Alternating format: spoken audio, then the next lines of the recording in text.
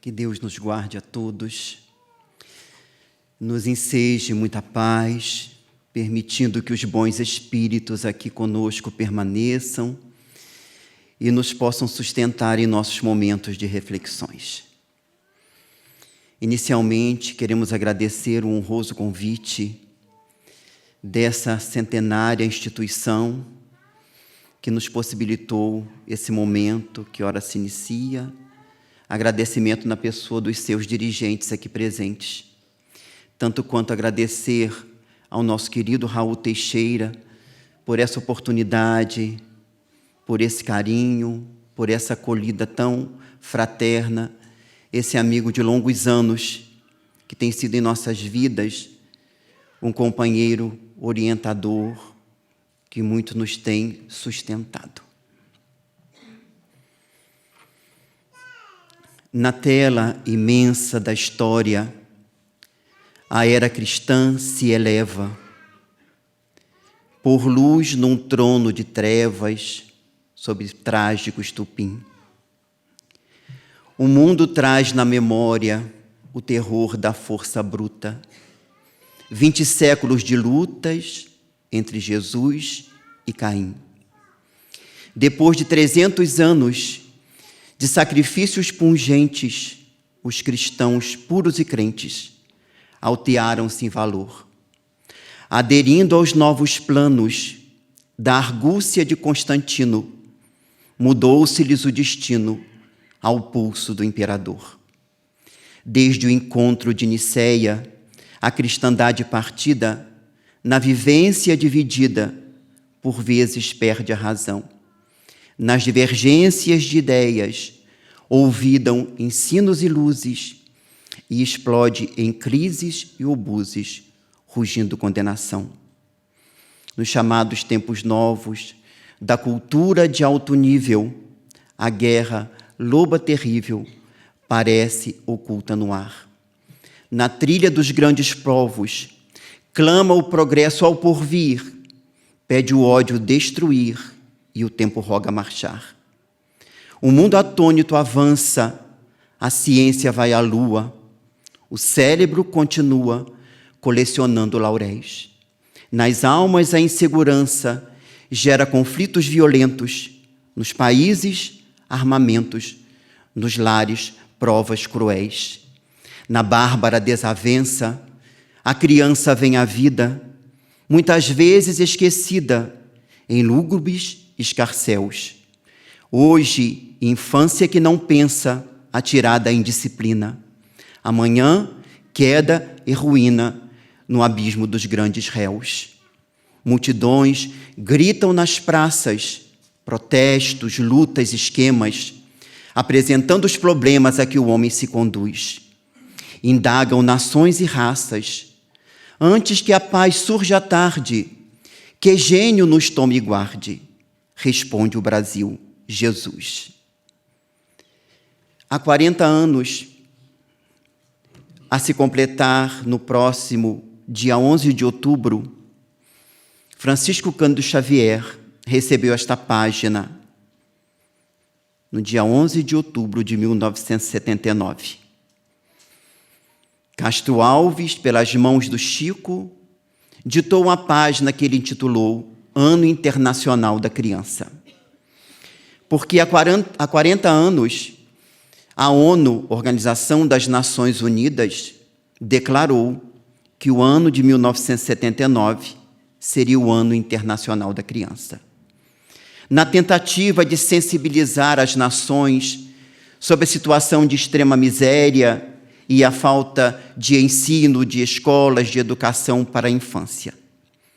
E desde o referido ano, várias atividades foram realizadas nas nações.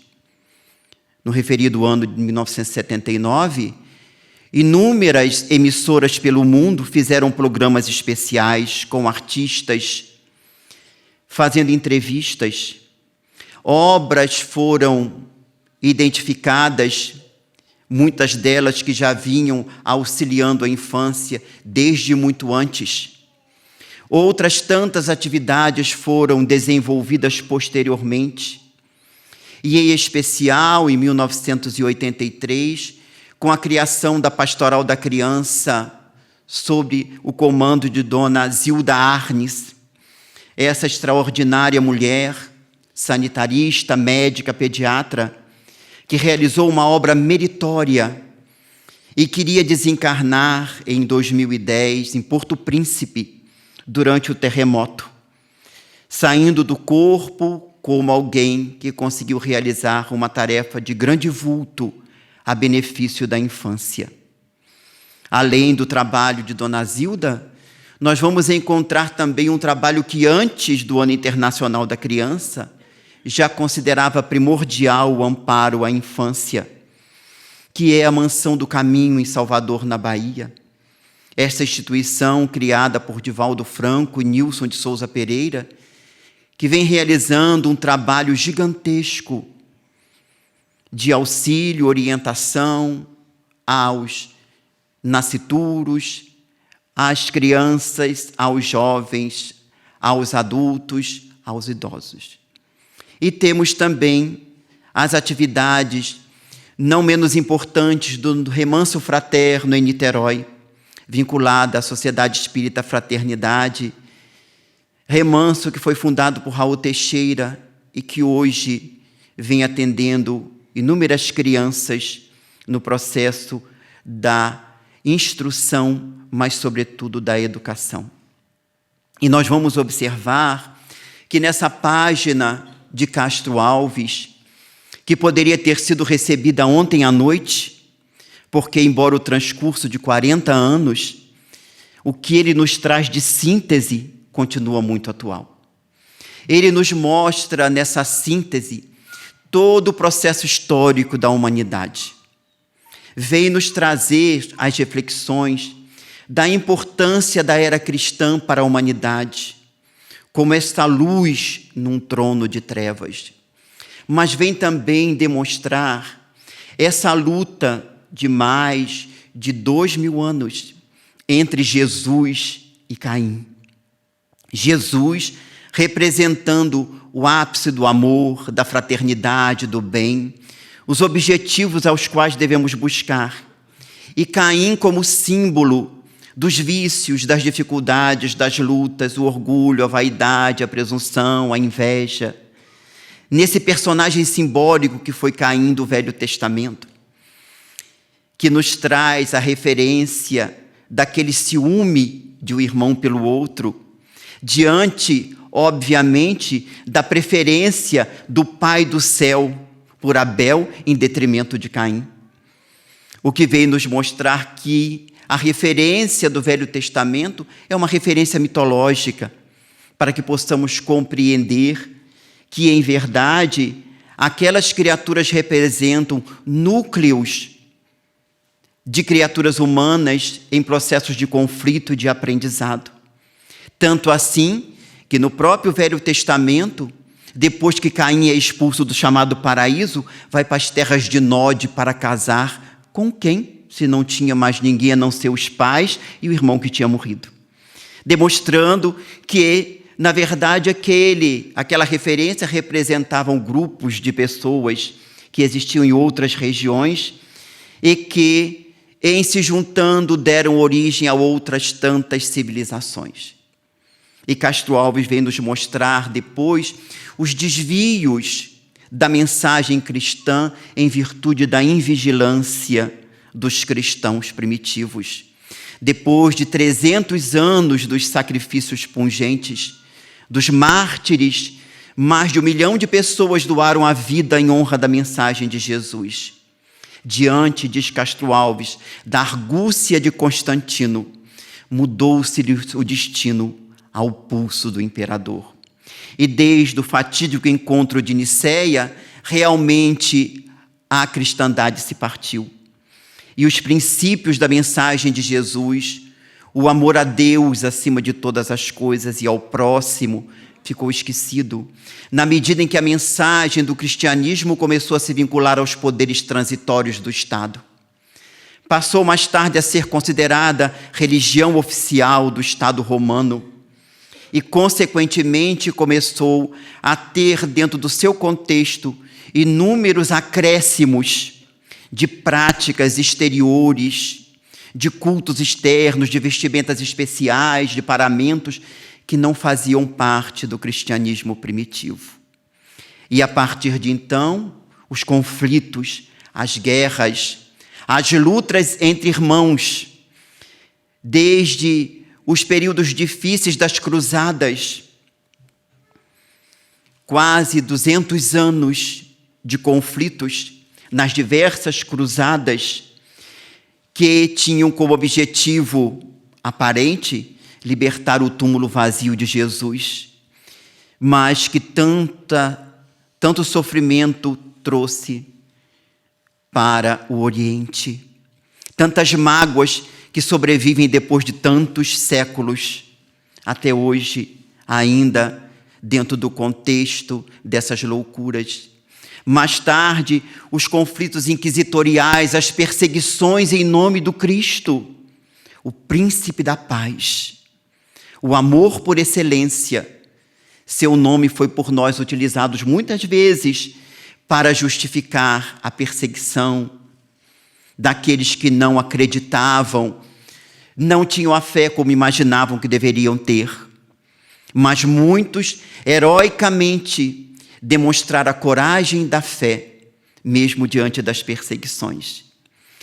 E nesse bárato todo de conflitos, chegamos aos períodos diversos das guerras entre nações, guerras que duraram um século, e que tantas dificuldades têm trazido ainda hoje para a comunidade humana. Porque, conforme entrevista que deu em 1985, no Natal, para Hebe Camargo e Nair Belo, no programa de televisão, Chico Xavier, consultado acerca das calamidades que estavam acontecendo naquela época, no contexto da humanidade, terremotos, inundações, fenômenos naturais, foi indagado se era o fim do mundo. E Chico, com a sua sabedoria de sempre, iria dizer que, na verdade, isso representava as oportunidades de reajustamento das consciências endividadas que somos todos nós. E recordava Chico exatamente do período da cruzada, que só esse período foram quase 200 anos. E foi apresentando os demais elementos de conflitos, sem se referir às duas grandes guerras que nós tivemos, de 14 a 18, de 39 a 45. Para que possamos ter uma ideia de que, em verdade, a lei do retorno faz parte das leis da vida, e estamos todos hoje, como coletividade humana, dentro de um contexto de reajustamento, nesses chamados tempos que são chegados. Tempos que são chegados, que Castro Alves nos apresenta naquele 1979, mostrando que a ciência foi à Lua. E neste ano comemoramos 50 anos da chegada do homem à Lua. Eu era criança e me recordo que muitas pessoas diziam: isso é truque de Hollywood, é do cinema, não é possível que o homem chegue à Lua. Mas ele chegou à Lua. E como diz Castro Alves, o cérebro continua colecionando lauréis. Nas almas, a insegurança gera conflitos violentos. Nos países, armamentos. Nos lares, provas cruéis. Vejamos se não é o quadro da atualidade. Na bárbara desavença, a criança vem à vida, muitas vezes esquecida em lúgubres escarcéus. Hoje, infância que não pensa, tirada em disciplina. Amanhã, queda e ruína no abismo dos grandes réus. E onde estão as crianças de 40 anos atrás? Onde estão os jovens? Certamente muitos foram bem encaminhados e hoje estão em diversos postos diferenciados na terra, realizando os seus mistérios. Mas quantos outros foram relegados à indisciplina? E hoje estão na condição de grandes réus, embora nem sempre identificados pelas leis humanas.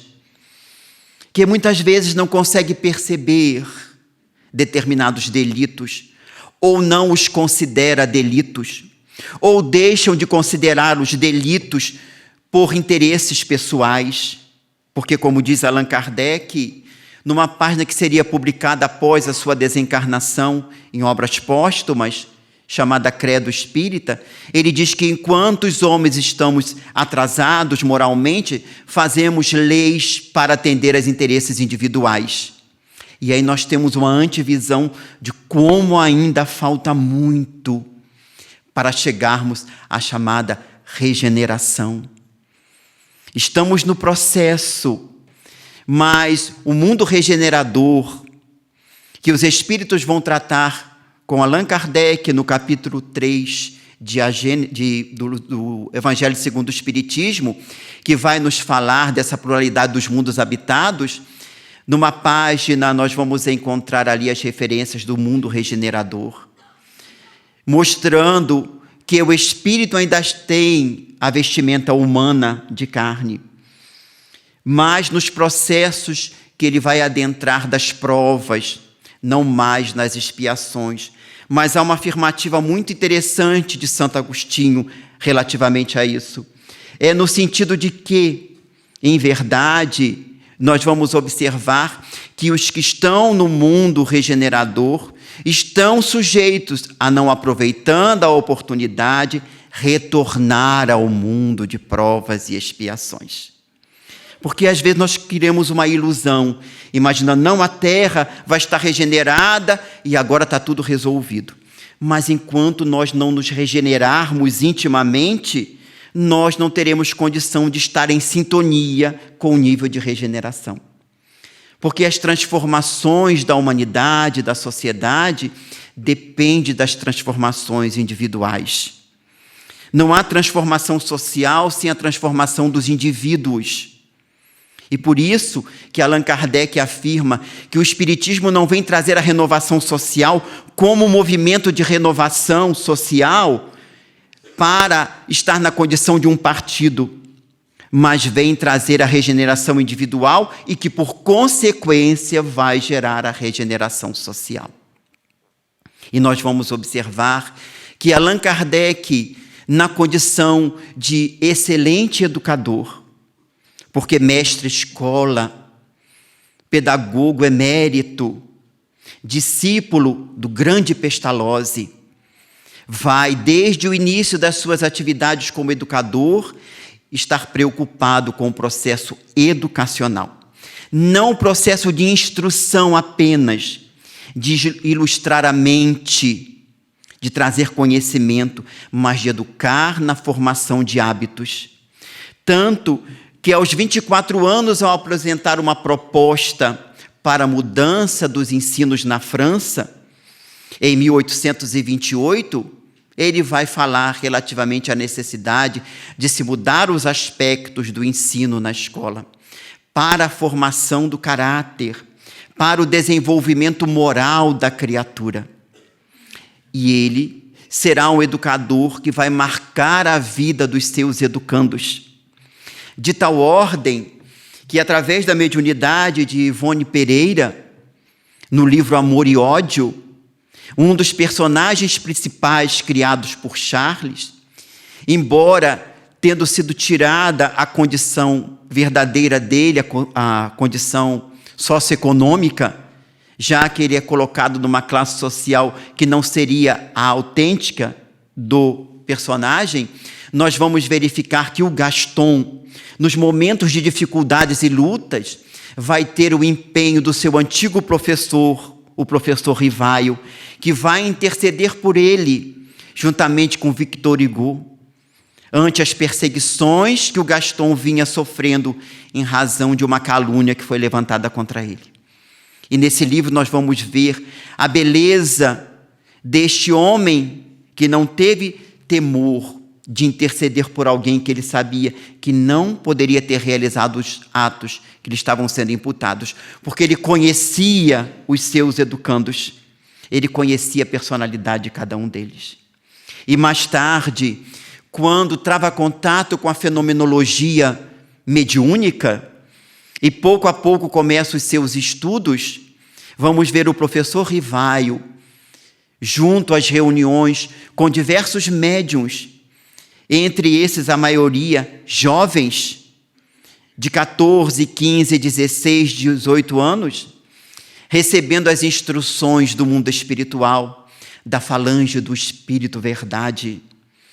E quando publica o seu Livro dos Espíritos, a 18 de abril de 1857, vai reservar um subitem para tratar da infância. E nesse subitem, no capítulo que ele vai tratar da volta do espírito à vida corporal, ele vai indagar dos espíritos se existem crianças cujos espíritos são mais amadurecidos ou mais capacitados do que os dos adultos. E a resposta será afirmativa. Muitas crianças estão em condições intelectuais, emocionais, morais, melhores do que muitos adultos. Porém, estão sob o império da matéria. E durante um período, esses conhecimentos se encontram abafados pela matéria. E nas respostas subsequentes, ele vai tomar conhecimento da importância do período de infância, mais adequado ao processo de formação do caráter, de buscar apresentar valores novos, saudáveis, dignos, porque a criança é muito suscetível das impressões que recebe. É a resposta. E as impressões tanto podem ser positivas como negativas. O próprio Espírito Emmanuel, através do Chico, no livro Pensamento e Vida, ao analisar essa questão, vai dizer que a criança renasce com a bagagem que trouxe de outra existência, mas que a chapa cerebral nova está suscetível das impressões que recebe dos pais, educadores e dos mestres, que poderão ser de forma saudável ou perturbadora. E aí nós vamos observando a nossa responsabilidade com a chamada geração nova. Porque quando vamos encontrar as referências de Allan Kardec sobre esta geração nova, referência que nós vamos encontrar no mesmo Livro dos Espíritos, na questão 1019 final, se um dia o reino dos céus se estabelecerá na terra, e a resposta é que sim, quando os bons aqui habitarem, porque a conduta dos bons atrairá a presença dos bons espíritos e afastará os maus. Os espíritos responderão que essa será a era nova, da nova geração. Mas nova geração que aguarda a condução dos que estamos aqui, na chamada geração mais antiga. Embora, às vezes, possamos estar muito tempo no corpo e fazer parte também da geração nova, dependendo das características que possamos apresentar. Porque Kardec, em A Gênese, lá no capítulo 18, o último capítulo que fecha a grandiosa obra da Gênese, Os Milagres e as Predições segundo o Espiritismo, publicado em 1868, e que fecha também o trabalho de codificação de Kardec, ele, depois de analisar o sinal dos tempos, que tanto ouvimos falar, e que muitos imaginam que são catástrofes, cataclismos, destruições, e periodicamente ouvimos isso de irmãos de outras confissões religiosas, que tudo que está acontecendo na Terra agora é sinal dos tempos, mas eles dizem que é sinal do fim do mundo. E se nós entendermos fim do mundo como no sentido do mundo moral, é até compreensível. Mas no mundo material, não. Porque agora que as criaturas estamos despertando para as realidades da imortalidade da alma, o mundo vai acabar. Sem dar a chance de podermos agora tentar acertar o passo.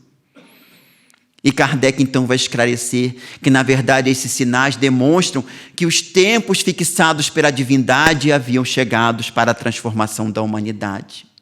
Esse século, dirá Kardec, é o século da transição. Ou seja, a transição já começou desde antes, não é da agora. E ele vai mostrar as características da nova geração. Inteligência precoce, razão precoce, propensão ao bem e as ideias espiritualistas. E a geração antiga, a geração comprometida, orgulho, vaidade, presunção, revolta contra Deus, pensamentos materialistas, utilitaristas. E aí a gente já começa a ter uma visão, quem está na nova geração, quem está na geração antiga, porque isso independe da idade cronológica do corpo. E ele vai nos mostrar essa realidade extraordinária, mostrando que não serão cataclismos que vão fazer as alterações, que no processo natural de desencarnação e reencarnação, os espíritos vão tendo ensejo de poder retornar ou não à Terra. E na medida que vão retornando espíritos propensos ao bem, porque ele dirá que nem todos são espíritos superiores, propensos ao bem, a humanidade aos poucos vai se melhorando. Usa até uma imagem muito interessante de um regimento de homens rebeldes, e que os bons ficam abafados no meio daquela rebeldia, daquele regimento. Mas na medida em que vão se tirando os rebeldes, vão se colocando soldados mais tranquilos, né? Pessoas daquele regimento mais tranquilo, ou os que são retirados passam por um processo educacional e voltam para o regimento, com o tempo o regimento será o mesmo, mas os que o formarão serão pessoas modificadas ou outros que ali foram estar, para nos fazer compreender a importância dessas transformações e que nada vai acontecer de uma forma extraordinária, que não pelos próprios processos naturais. E é muito interessante observarmos isso, porque ele dirá que muitos sairão da terra para renascer em outros orbes, porque não acompanharão o progresso da terra, e outros aqui chegarão, mas que nem todos sairão, mesmo os que se encontram equivocados, porque para esses, muitas vezes, falta apenas sair do meio perturbador a que se encontra, se refazer no mundo espiritual e retornar de novo pensando de forma diferente. E ele diz que quantos de nós, no passado, nas referências que ele faz, tínhamos ideias contrárias às questões de liberdade, de igualdade, de fraternidade, e que naquele século ali, para quem ele estava escrevendo, agora já aceitava esses pensamentos, exatamente pelo processo de reabilitação também no mundo espiritual. E uma das grandes dificuldades do processo educacional é exatamente a falta de conhecimento, ou a busca por desconhecer a realidade de que a criança não é uma alma que foi criada purinha das mãos de Deus no momento que nasceu, ou no momento da concepção. É um viajor da eternidade, que traz consigo uma bagagem de valores e desvalores, momentaneamente abafados pelo processo do renascimento.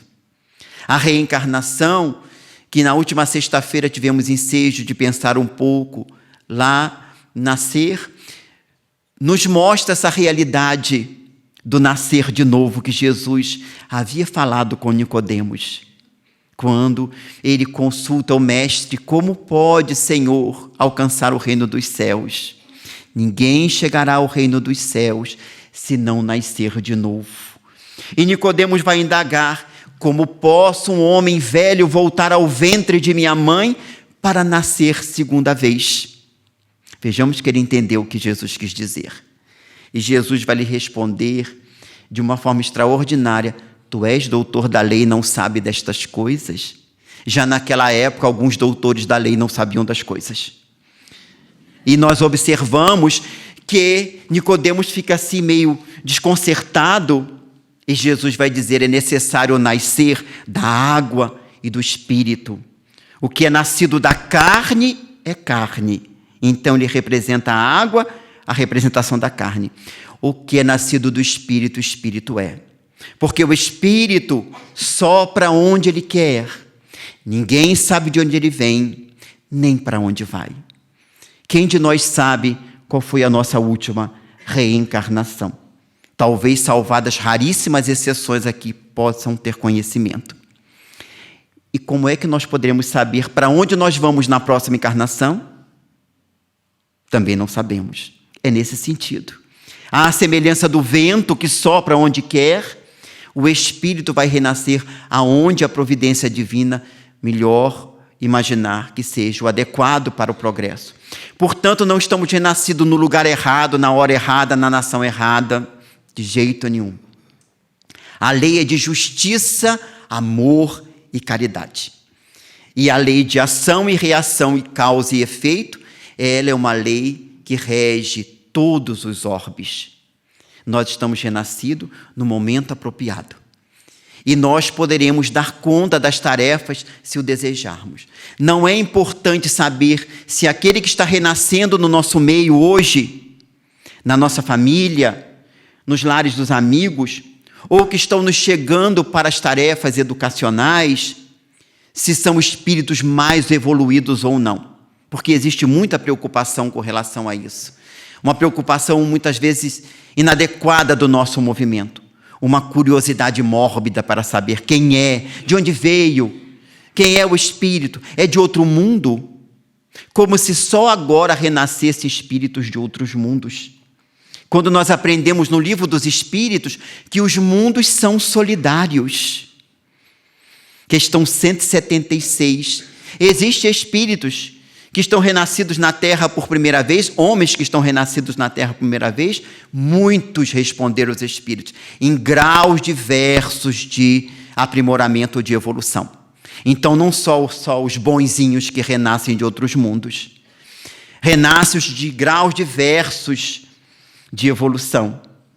Podemos, por algum sinal, conhecê-los? Nenhuma utilidade há nisso. Não há utilidade em saber se esse espírito está vindo daqui, dali ou lá. O importante é saber que se renasceu em nossa casa é para que possamos conduzi-lo, não só com a instrução, como nos preocupamos muito, os melhores colégios, as melhores universidades, mas prepará-los para enfrentar as lutas da vida, oferecer a educação, que é valor moral superior. O extraordinário Leon Denis, no capítulo 54 do seu Depois da Morte, vai nos falar da importância da educação. Não só ilustrar o cérebro, mas preparar a alma moralmente para o enfrentamento da vida. E muitas vezes, não oferecer todas as alegrias às crianças, mas saber que elas terão decepções na vida. E por isso, também educá-las para que possam passar os momentos de dificuldades e decepções. Porque nós vamos observar que os grandes tarefeiros no trabalho de auxílio à humanidade, alguns deles vinculados ao nosso movimento espírita, todos tiveram infâncias muito difíceis, complicadas, orfandade, abandono, lutas, incompreensões. O próprio Francisco Cândido Xavier, o período que passou em companhia de sua madrinha, que o martirizava numa conduta completamente contrária a qualquer processo educacional, da violência física, da violência emocional.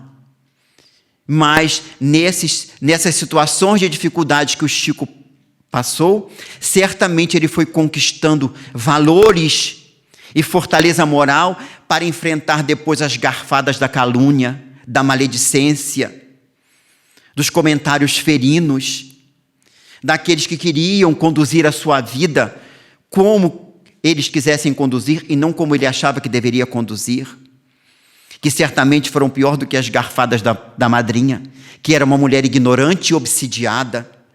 Então nós vamos ver que essas decepções que Leon Denis nos apresenta, elas muitas vezes são necessárias, porque a criança não pode nem deve ter tudo. O Espírito Camilo, neste livro, Nos Passos da Vida Terrestre, no capítulo 8, vai nos falar sobre esse processo educacional. Que as crianças, os filhos, não são bonecos, bebelôs, para viverem enfeitados apenas. São almas, irmãos nossos, que nos foram confiados por Deus. para que possamos conduzi-los.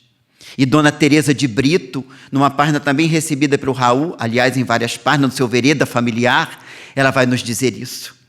Vai nos trazer a reflexão sobre os nossos irmãos, a cultura dos nossos irmãos católicos, e ela vai dizer, para os católicos, batizar a criança é perfeitamente conforme às suas convicções religiosas, porque eles imaginam que a criança nasceu da mão de Deus, criado naquele período ali, e que nasce com o pecado original de Adão e Eva, da desobediência.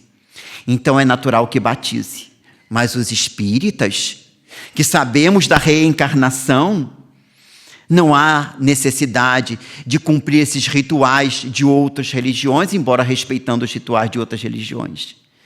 Porque, na verdade, o batismo do espírita deve ser educar bem esta alma, dirá a Dona Teresa de Brito. O melhor batismo que possamos oferecer os espíritas aos nossos filhos ou aqueles que estão sob nossa responsabilidade é o batismo da educação, da formação do caráter, para que eles possam se libertar do pecado original que todos nós trazemos, que são os equívocos cometidos em encarnações anteriores. Esse é o nosso pecado original, que nós mesmos praticamos em outras existências e que trazemos conosco marcados no nosso mundo interior.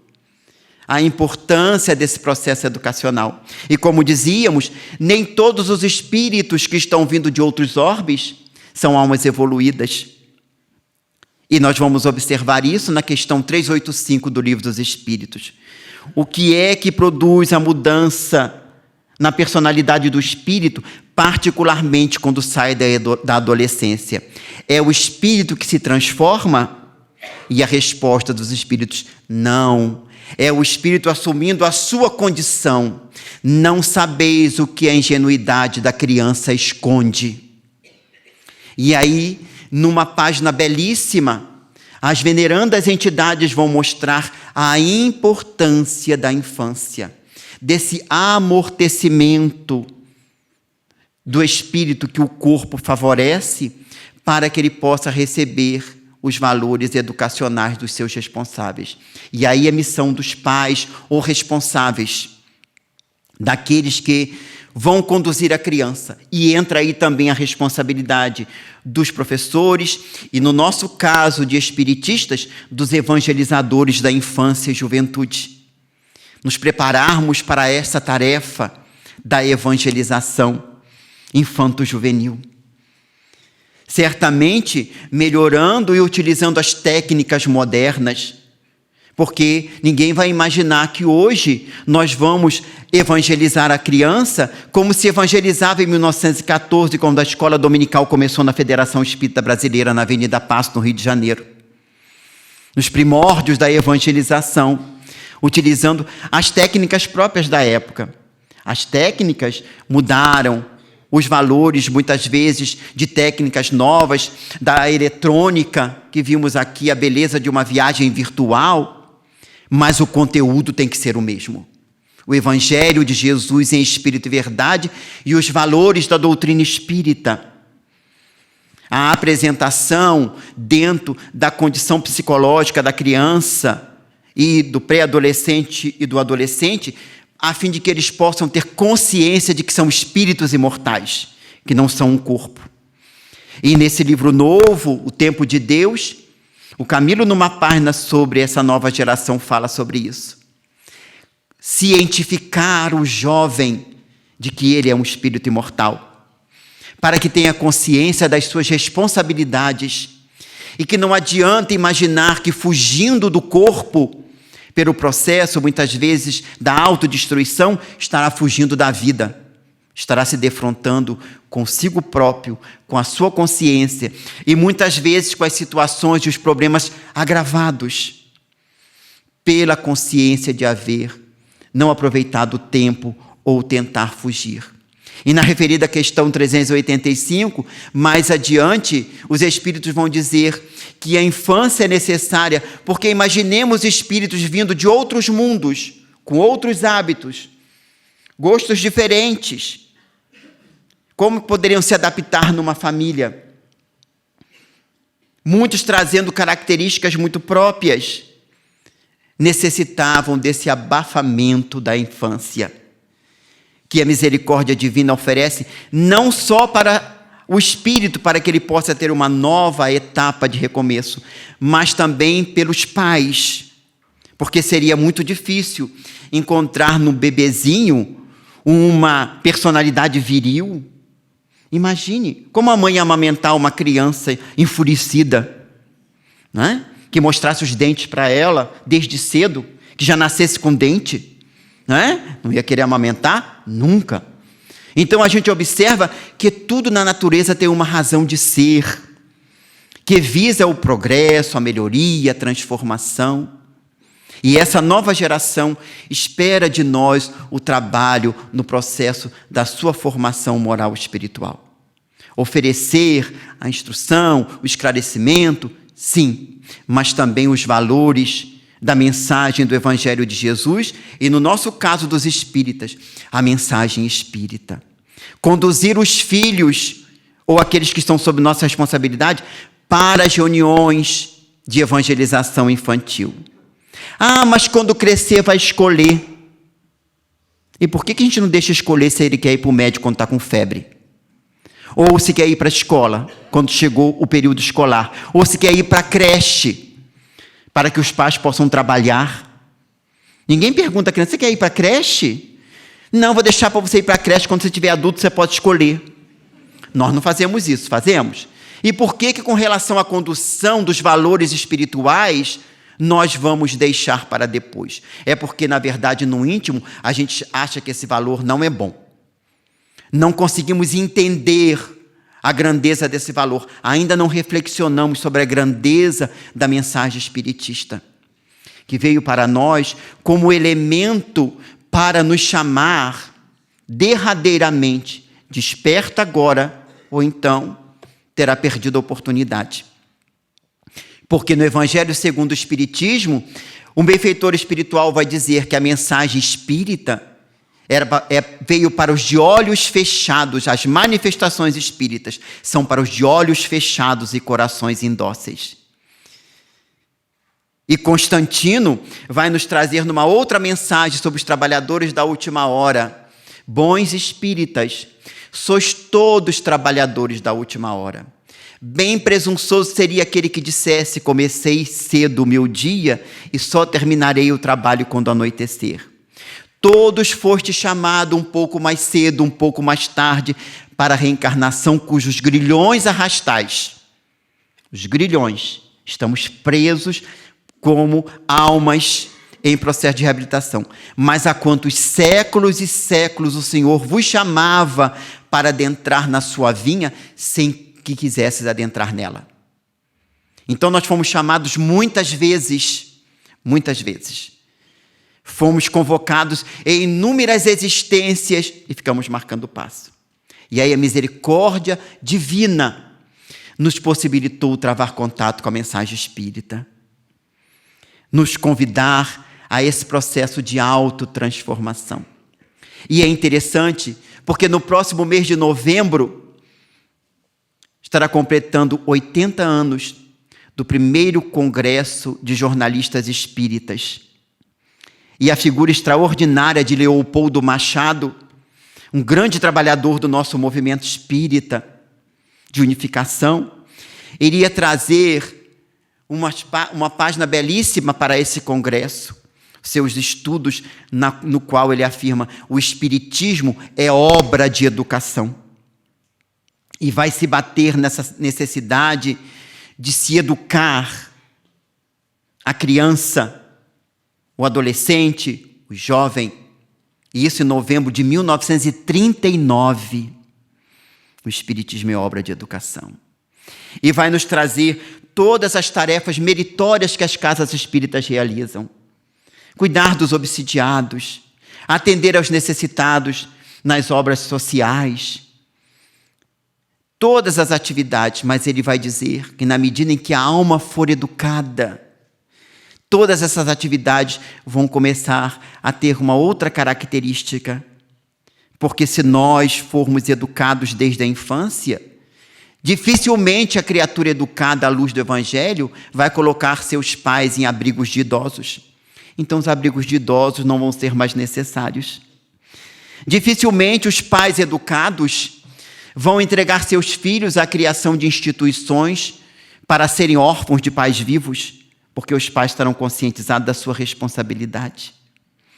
As reuniões de desobsessão certamente vão diminuir o seu público desencarnado, porque as criaturas iremos desencarnar um pouco melhoradas e não vamos dar tanto trabalho nas reuniões de desobsessão, porque nós nos preocupamos muito com os desencarnados e esquecemos dos encarnados, que serão os desencarnados de daqui a pouco.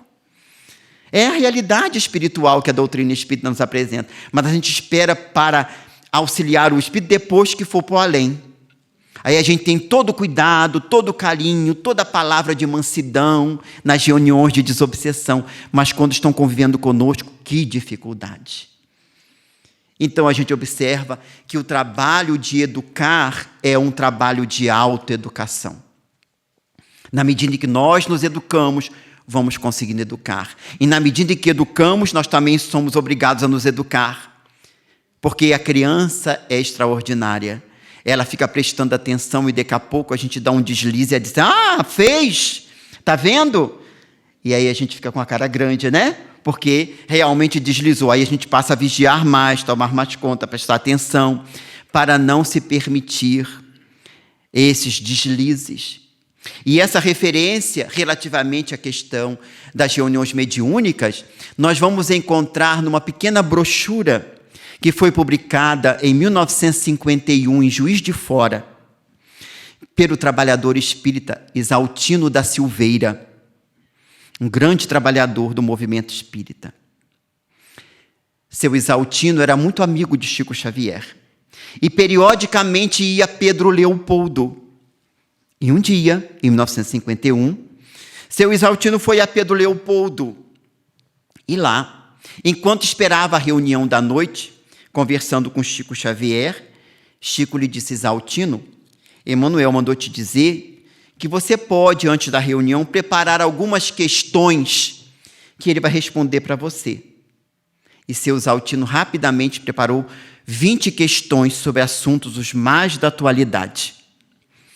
E à noite, na reunião, ele levou e entregou o Chico. E o Chico disse, não guarde com você. Emmanuel me disse que não vai responder aqui, vai responder em casa quando a gente acabar a reunião. E as reuniões do Chico acabavam de madrugada, 2h da manhã, e foram para a casa de Dona Luísa, irmã do Chico, para tomar o célebre café da madrugada. E interessante que o Chico tomava café de madrugada e não perdia o sono, né? Porque dormia pouquíssimas horas para trabalhar no dia seguinte. E seu Exaltino apresenta as questões. E Emmanuel vai responder. E as 9 primeiras questões são sobre a infância. Criação de escolas evangelizadoras. E Emmanuel vai dizer da importância. E naquela época, as casas espíritas, muitas tinham várias reuniões mediúnicas. Pouquíssimas ou nenhuma reunião de estudo e evangelização, a maioria não sabia o que era. Pelo menos uma parte não sabia. No interior, talvez nas capitais pudessem saber, mas no interior não tinha. As nossas reuniões no interior, eu digo isso por a nossa própria casa espírita, que começou em torno da mediunidade. A nossa casa espírita tem 84 anos. E durante muitos anos girou em torno da mediunidade. Até que começaram os estudos por orientação dos próprios benfeitores e por almas heróicas. Uma delas, o senhor João Salgado Chagas, que viajava semanalmente de Macaé para Rio Bonito, mais de 100 quilômetros, para, à noite, participar da reunião de estudo e ensinar a estudar o Livro dos Espíritos. Durante vários anos, já em avançada idade, e só deixou de fazê-lo quando a enfermidade não mais lhe permitiu. E por isso o questionamento de seu Exaltino da importância. E numa outra pergunta ele vai dizer, é válido diminuir a quantidade de mediúnicas nas casas para que em alguns horários se faça a evangelização? E Emmanuel diz, perfeitamente. Preparar as almas, que serão aqueles que futuramente estarão no mundo espiritual. Então nós estamos fazendo também o trabalho de desobsessão, né, do encarnado, trabalhando as mentes. E Emmanuel, nas respostas subsequentes, vai falar da responsabilidade dos pais de conduzir os filhos para as tarefas evangelizadoras. Como nós vemos em outras religiões, o cuidado que outros irmãos têm. Há pouco conversávamos com o Raul, no hotel que ficamos, uma família que estava lá tomando café da manhã. O menininho pequeno de terninho, o pai de terno, a mãe vestida adequadamente, a outra filhinha também. Eu comentava com o Raul, deve ser das igrejas reformadas. Estão indo para algum encontro, levando para a igreja. Talvez estão em viagem, estão levando, aproveitando o domingo para ir à igreja. A família reunida. Os espíritas precisamos fazer o mesmo. E seu Exaltino, então, traz para nós essas páginas onde Emmanuel mostra essa importância da preparação das futuras gerações. E que Allan Kardec vai nos trazer em todos os momentos da sua obra, não só da codificação propriamente dita do Pentateuco, mas da codificação também, porque faz parte da Revista Espírita. Nos 12 anos quase de publicação da Revista Espírita, são incontáveis as mensagens mediúnicas, os artigos onde tanto o codificador como os espíritos vêm falar da importância da formação da criatura. E no Livro dos Espíritos, nós vamos observar isso exatamente na parte que trata relativamente à questão do trabalho. E que fazer com aquele que chegou em avançada idade e não pode trabalhar? Não tendo família, a sociedade deve fazer as vezes da família. Não tendo família, a sociedade deve fazer as vezes da família. Porque essa é a lei de amor.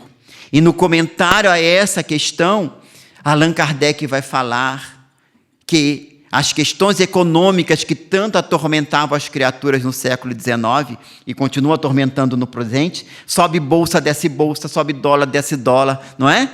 Sobe a gasolina, sobe o petróleo, desce o petróleo. Aliás, não desce não, só sobe. Mas aí ele vai falar que uma coisa não era observada nas questões socioeconômicas, a educação. A educação moral, não a educação moral pelos livros, mas aquela que vai formar homens de bem, que vai modificar o caráter, transformar o caráter, aprender a movimentar ou modificar o caráter, como se aprende a estimular a inteligência para apresentar valores novos. E mais adiante, na 917, quando ele vai tratar do egoísmo, ele vai dizer que a única maneira de se vencer o egoísmo é pela educação. Não é a educação que faz homens instruídos, mas a que faz homens de bem. E o homem de bem, ele pode estar vinculado a qualquer confissão religiosa, ou mesmo no primeiro momento nem ter uma religião que abraçou. Desde que ele tenha uma formação nobre e digna, de respeito à vida, de respeito ao próximo, de cumprimento dos seus deveres. E é muito importante os espiritistas termos isso em mente. Respeito à vida. O processo reencarnatório é a oportunidade da reabilitação das almas. Na referência de Jesus a Nicodemos, nascer da água e do Espírito, quando as duas gotículas de água, né, porque são praticamente gotículas de água, o espermatozoide e o óvulo, se encontram e começa o processo do desenvolvimento celular para a formação do corpo. No momento em que há fecundação, o espírito vai se vincular àquele corpo para a formação. Corpo que terá as características mais adequadas para aquele que está reencarnando. Funciona a genética? Funciona a genética até certo ponto. Porque somos nós, os reencarnantes, que pela nossa mente, pelas nossas necessidades, trabalhamos a intimidade da formação do corpo, ativando determinados genes, desativando outros, para renascermos com as características que sejam mais adequadas às nossas necessidades evolutivas. Nós somos aqueles que formamos os nossos próprios corpos. Não temos que reclamar com os nossos pais. Poxa, mas eu vim com essa aparência, com essa dificuldade, com essa limitação? Sim. Ah, de onde foi? É seu ancestral? Não. Não é o ancestral genético apenas. É o ancestral no sentido que o ancestral somos aqueles, muitas vezes estamos renascidos ali. Na referência do primeiro mandamento, no Decálogo, sou o Deus que pune a iniquidade dos pais nos filhos na terceira e na quarta geração. Ou seja, os que cometemos delitos hoje, poderemos estar renascidos na nossa terceira geração, no seio da mesma família ou contemporâneos, e não como algumas religiões interpretam, até a terceira e a quarta, porque seria uma injustiça divina estarmos resgatando débitos dos nossos pais. Não é? Porque o pai não paga pelo erro do filho, nem o filho pelo erro do pai, já dizia Jeremias e Ezequiel, os profetas do Velho Testamento. Então, saber que quando há essa formação e a união dos gametas, começa o processo reencarnatório. Portanto, jamais nos permitirmos o aborto delituoso. Tanto assim que os espíritos trouxeram no questionamento a Kardec que a única justificativa é quando a vida da mãe está em verdadeiro risco. Fora disso, não há justificativa para impedir que aquele espírito possa retornar ao proscênio da terra. Mas muitas vezes, por esse desconhecimento, muitos praticaram o abortamento porque não sabiam, porque alguns médicos diziam, não, aí só tem um punhado de célula, não tem nada não. Transgredir a lei divina? Certamente, mas o grau de responsabilidade é minimizado pelo desconhecimento. E isso nós observamos na própria afirmativa de Jesus, quando falou com os seus discípulos para que saísse a pregar quando entrar numa cidade, levai a mensagem, e aqueles que não quiserem receber, ao sair, sacudi das vossas vestimentas e sandálias o pó e ide adiante. Eu vos afirmo que no dia do juízo, Sodoma e Gomorra serão menos cobradas do que essas cidades. Tiveram oportunidade de saber e não quiseram. Aí é responsável. Mas quem não sabe da vontade do Senhor e pratica algo escandaloso, disse Jesus, não tem responsabilidade. Mas quem sabe e pratica é mais responsável. Então nós somos hoje mais responsáveis. Estamos saindo daqui hoje mais conscientes. A partir de hoje, valorização da vida. E conduzir essa nova geração que aí está. Que inclusive no futuro, quiçá, se o merecermos, irá nos receber quando nós voltarmos para a vida espiritual e recebermos a chance de reencarnar novamente. Quem sabe a bênção de reencarnar nas abençoadas terras do Brasil, com todas as nossas dificuldades. Nesse rincão maravilhoso que o Senhor nos concedeu, de tantas belezas e de tantos recursos espirituais, dessa miscigenação que nós não temos nenhum rosto que possa dizer, esse é brasileiro. Nós somos, nossa face é a face do mundo inteiro. E isso é uma coisa extraordinária. Podermos levar adiante a tarefa e preparar as gerações. Evangelizar, aperfeiçoar as técnicas evangelizadoras, o culto cristão no lar, uma vez por semana. Sentar com as crianças, sentar com os jovens, com os sobrinhos, com os enteados, com os amigos. Se não tivermos formado a nossa própria família, vamos sentar com eles ou na solidão, entre aspas, da nossa residência, porque não estamos sós. Inúmeros corações estarão conosco e fazermos as reflexões em torno do Evangelho. Habituar a criança a buscar na mensagem de Jesus e no pensamento espiritista os valores para o enfrentamento das lutas. Porque realmente, como disse Castro Alves, vivemos um momento difícil no contexto da humanidade, né? Ainda hoje, multidões gritam nas praças, protestos, lutas, esquemas, apresentando os problemas a que o homem se conduz. Indagam nações e raças, antes que a paz surja tarde, que gênio nos tome e guarde, responde o Brasil Jesus. Para que o Brasil, como nação, possa responder que Jesus é o caminho para as demais nações, é necessário que os brasileiros possamos viver os princípios do Evangelho, em espírito e verdade.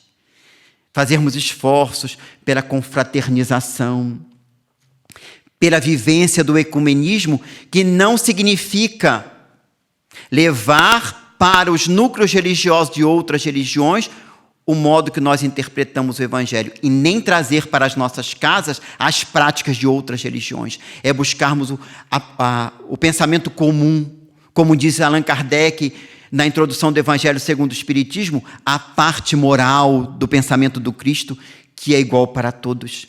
E lembrando que um dia, como diz Santo Agostinho no Evangelho segundo o Espiritismo, no capítulo 4, os pais ouvirão: o que fizeste do filho entregue à vossa guarda. Se ele se desvirtuou por negligência sua, responderá por isso. Mas se tudo fizeste por ele, e mesmo assim ele se desencaminhou, a amargura natural que irá muitas vezes confranger o nosso coração, nos diz também de que ele não está perdido. À semelhança do filho pródigo que ia adiante, recebeu a herança e dilapidou aquela herança, ele vai ter o momento de retornar. Porque antes de ser nossos filhos, sobrinhos, enteados, corações queridos que abraçamos como filhos da alma, são filhos de Deus, nossos irmãos em humanidade. E que possamos, então, dar conta dos nossos deveres. Desde cedo observar as primeiras marcas que apresentam do egoísmo, do orgulho, da vaidade, e ir corrigindo desde cedo, com amor, com diálogo, sem agressão, mas com disciplina, com limites, sim, sim, não, não, conforme o Evangelho nos apresenta. E na medida em que nós fizermos o nosso trabalho de transformação individual, na medida em que buscarmos viver o pensamento de Jesus, realmente seremos criaturas melhores e levaremos para os outros, nossos irmãos de outras terras, os exemplos e a resposta que o caminho para a felicidade humana é Jesus, não será dada aos outros povos pelo verbo, será pela vivência. A vivência da fraternidade, do acolhimento, do amor, do carinho, da afeição. Que possamos, então, avançar corajosamente, não desanimando jamais, e procurando cumprir com o nosso dever, até o momento em que realmente, como diz os Espíritos a Kardec, um mundo melhor abra as portas para nós, se assim fizermos por merecer. Muita paz.